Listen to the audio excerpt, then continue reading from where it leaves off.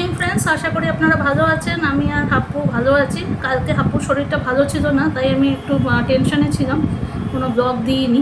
আসলে হাপ্পু খাট থেকে পড়ে গেছে, পড়ে গিয়ে আলমারির মধ্যে মাথা ঠুকে গেছে। মাথা তো ঠুকেছে, আর হচ্ছে চোখটা ফুলে গেছিলো। চোখটা ফুলে যাওয়াতে একদম চোখটা খুলতেই পারছিল না। তা ওকে সেই জন্য আমি একটু টেনশনেই ছিলাম, কারণ আমি বাড়িতে আর্নিকা অয়েনমেন্ট ছিল, সেটা লাগিয়ে দিয়েছিলাম। কিন্তু ওর একটা প্রবলেম আছে, অয়েনমেন্ট লাগালেও আবার এরকম করে মুখে দেয়। তাই জন্য অয়েনমেন্টটা ভালো করে ঘষতেও দিচ্ছে না, কারণ ফুলে গেছে, ব্যথাও হচ্ছে। তা ও সারাক্ষণ ঘুমোচ্ছিল।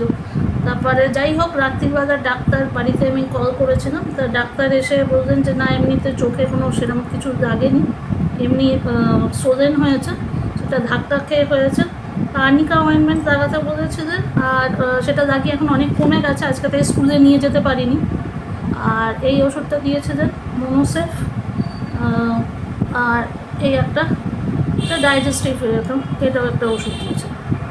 তা খেয়ে মোটামুটি এখন ঠিক আছে। ফোলাটা অনেকটা কমে গেছে, একদম রেড হয়ে গিয়েছে, তো চোখই খুলতে পারছিল।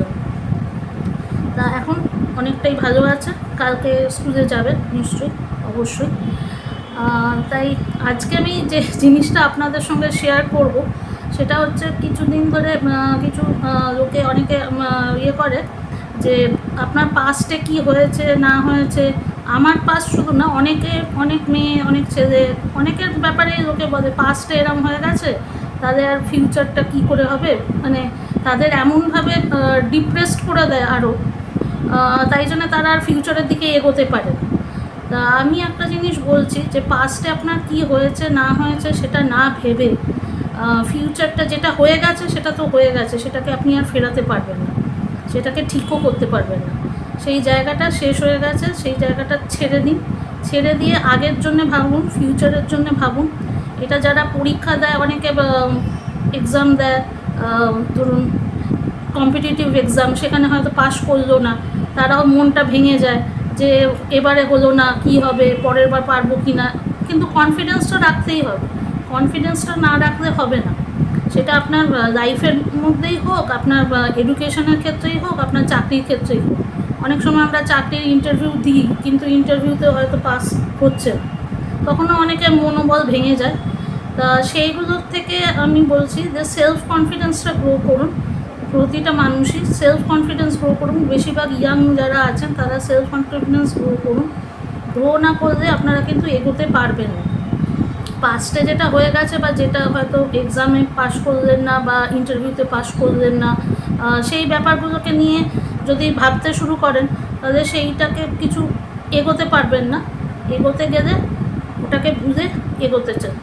সেলফ কনফিডেন্স গ্রো করা, কনফিডেন্স লেভেল, আর যারা বাড়ির লোক আছে বা বন্ধুবান্ধবরা আছে, তারা ওনাদের হেল্প করবেন, যারা এরকম একটা ডিপ্রেশনের মধ্যে যাচ্ছে, যে ডিপ্রেসড না হয় তুমি আবার এগো, নিশ্চয়ই পারবে, সব কিছু ছাড়িয়ে যেতে পারবে।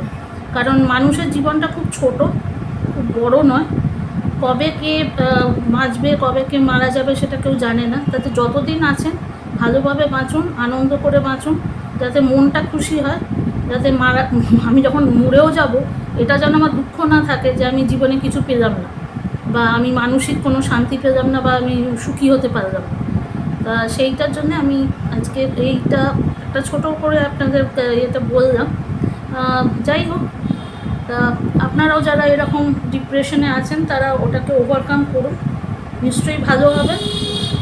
নিজের ওপর বিশ্বাস রাখুন, তাদেরই সব কিছু করতে পারবেন। ওকে, আজকের মতো এতটাই। Bye, see you in a next blog. Love you and take care.